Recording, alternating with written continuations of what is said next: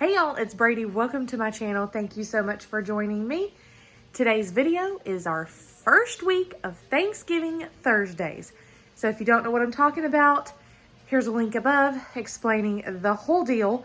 But basically, it's an open collab that I am hosting to share Thanksgiving recipes all 4 weeks of November, every Thursday at between 5 and 6 p.m. Central Time.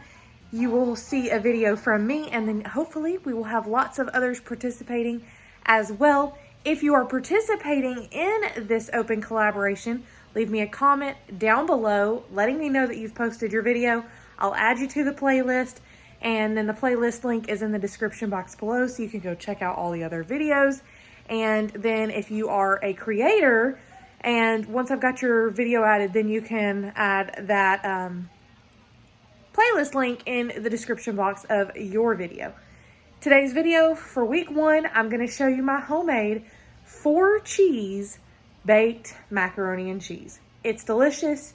It is amazing, but it is actually super simple to put together. So let's jump right into the video. I'll show you everything that you're going to need to get it started and get it put together, and I'll show you just exactly what I do.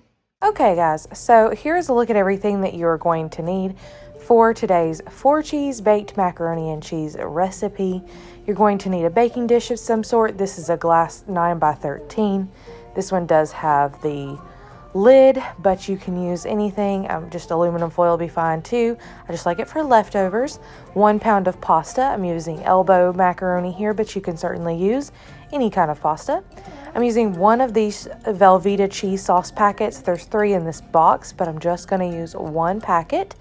And then you need a 1/2 cup of shredded Parmesan cheese, as well as 2 cups of sharp cheddar cheese that is shredded, and then 1 cup of Monterey Jack cheese shredded.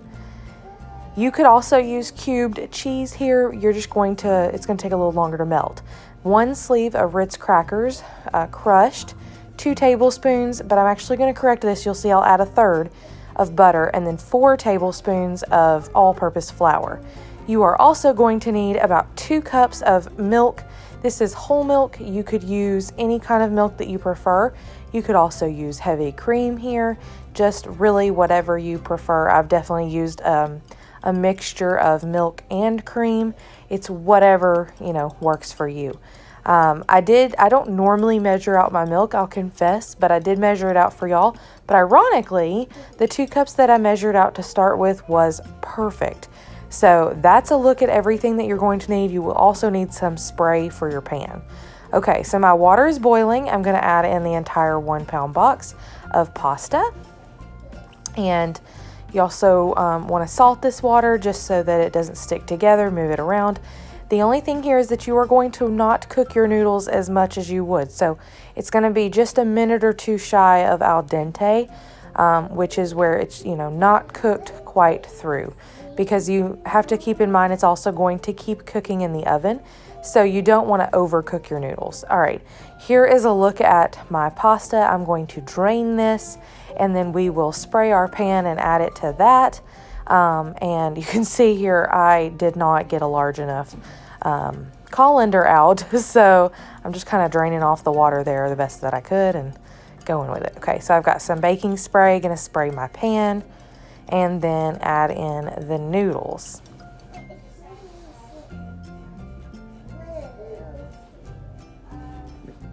Okay, I'm gonna use the same pot that I used to make to boil the noodles to make the sauce.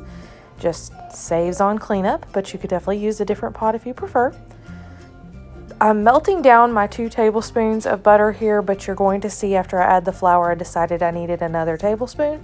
So the recipe down below will have the correct measurements of 3 tablespoons of butter to the 4 tablespoons of flour. And then this takes a couple of minutes, even with the extra tablespoon of butter added in. But you're going to want to stir this around, keep it moving, and it does stick to your, spoon and stuff there. So it's kind of a mess there. But you're going to want to mix that around and cook out the flour taste. This is creating your roux. This is what is going to thicken up your cheese sauce and make it super creamy and delicious. So like I said, here is the part where I'm going to add in another tablespoon of butter here in a moment, but it just really makes a difference. It really needed the extra butter and an extra couple minutes there. But once this is all cooked down, and you know, it's just going to be a few minutes. You just don't want it to burn. But if you give it a few minutes to cook here on like low to medium heat, you will cook out a lot of that raw flour taste, and that will definitely help, you know, with the taste of your overall dish. So if you've never made a roux before, it's pretty simple. A lot of the ratios that you will find online do say that you want a 1 butter or fat to 2 ratio. So like 1 tablespoon of butter to 2 tablespoons of flour ratio. And then you just kind of double, triple, whatever of how much you need. But I definitely found that this dish needed just a little bit more butter this time. So that's what I did. So that's what I'm going to put in the recipe down below. But yeah, you know, you want it to be thick. It's going to definitely be lumpy in the beginning. So here's me adding in my milk, and I was going to edit this part out because you're going to see I'm having to clean up where I spilt it. But I think that's real life. I think everybody does that. So I left it in for your enjoyment. But here is also, you want to have a whisk here because this is going to help you not have any lumps and bumps, because, you know, your flour and butter roux mixture there is very chunky. But as you cook, as you bring this milk or cream to temperature here, you're going to just keep stirring. And with that whisk, that will eliminate any lumps or bumps. So this is definitely a crucial part to getting that nice creamy sauce. Once you see a few bubbles, which I'm going to show you here in just a second, just a few. You don't want it like a roaring boil. Man, I cannot speak. But you'll see here in a moment that it's definitely thickened and it's definitely warm, because you can see the kind of bubbles that are popping up there like that. And that's as much of a bubble as you want to let it happen. Now, I'm adding in the 1 packet of cheese sauce here. I'm going to do that first, and then we will add in our shredded cheeses. So there goes in the 1 cup of Monterey Jack cheese, the 1/2 cup of Parmesan, and the 2 cups of sharp cheddar. You could use mild cheddar if you don't like sharp cheddar, but I really find that the sharp or even the extra sharp does a really good job of it, you know, elevating the flavor here. And then I just use my whisk to stir that around. It's kind of hard to do one-handed, but there's a look at that. Okay, and I also added in, and this is in the recipe typed out down below for you, but I added a 1/2 teaspoon of garlic powder and a 1/2 teaspoon of black pepper, as well as a few shakes of salt, but not a whole lot, especially if you're like me and use salted butter. There's a look at our cheesy creamy sauce. And then I've moved my pan over here. I've also got my oven preheated to 375 degrees. So I'm going to pour this cheese over this, and y'all just bear with me if it's a little shaky, but she did a great job. My 6-year-old helped hold the camera here for me to show me getting that cheese sauce in there for you. It was so easy to just pour right out. And you can see just that cheesy goodness. It's nice and creamy and delicious. But anyways, so now you're just going to mix this together, being careful to not stir it, you know, completely out of your pan, because it will, if your pan is shallow like mine, it will be kind of easy to pop on out of there. But mix it up really well. You want to make sure that your cheese sauce is coating all of those noodles. So this part takes some patience, but you just want to make sure that you want, you know, get it evenly distributed so that none of the noodles are missing that sauce and getting dried out when you cook it in the oven.